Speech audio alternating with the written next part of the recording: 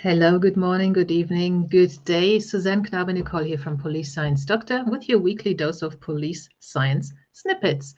Those are little bits of information that have just been published in research magazines, research journal articles. I'm not finding my words now, on evidence-based policing, investigative psychology, forensic psychology, crime analysis, anything law enforcement related.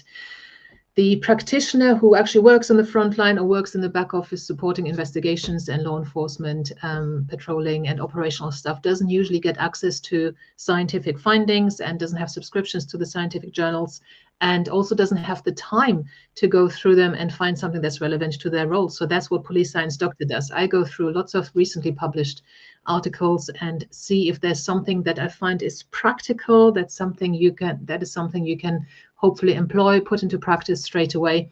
And then I talk about these 3 snippets each week on a Tuesday here on social media.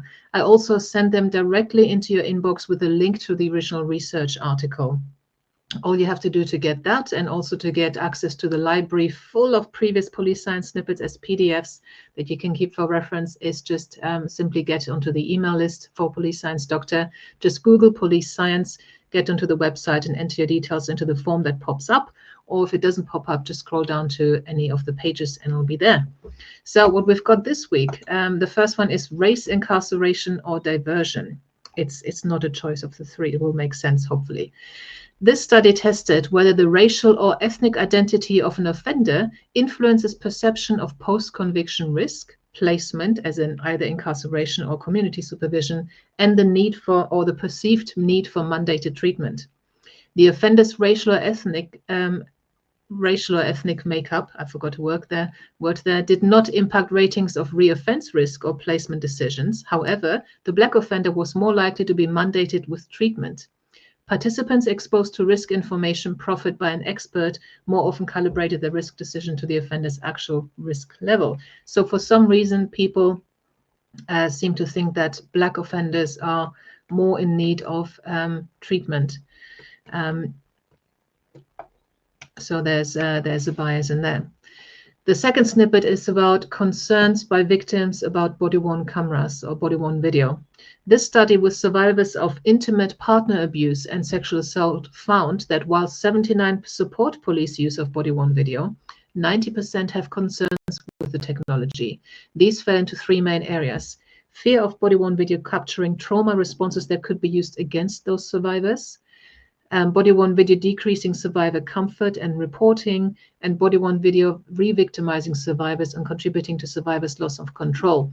So that means that if you are dealing with an incident of domestic abuse, sexual assault, and you're dealing with the victims in those cases, just be very mindful about making them comfortable with the body-worn video and explaining what it is for and how it can be used in the prosecution. And it's mainly the perception really that we need to work on in this case. So you need to be a very good communicator about that. And the third snippet for this week is about youth custody. Sending children to youth custody is demonstrably damaging, associated with higher reoffending levels, and disproportionately associated with certain demographics. The Youth Justice Board has identified as one of its specific measures of success reductions in the use of custody. However, this has never been and still is not the reality of sentencing children in England and Wales, even though in theory it is written that it should be. This article argues that legislative change should abolish child incarceration due to the harms that custody wreaks. So this is an open access article, as is the one on the body-worn video concerns, which means that you can actually read the entire research article. The first one, unfortunately, is only you can access the abstract that gives you the information of what was done, how, and what the findings were, but it doesn't let you read the whole article. But articles 2 and 3 are accessible in full. They're all open access. So obviously this is something to discuss. Should all youth incarceration be removed? Should it all be about rehabilitation in the community? So what are your views on that? Oh, I forgot to show this. I had this banner prepared. Never mind, too late now. So those were the 3 snippets for this week. Obviously, I can't promise there's going to be something that's relevant to your role in this particular week. But as I said, there's 214 PDFs now in the on the read page, which you will be able to access once you're on the email list, and you can just go to those PDFs and see what is relevant to your particular role. So until next week, I wish you a fantastic time, make good decisions, and stay safe. Thank you. Bye. Thank you for watching. I hope you found this content useful.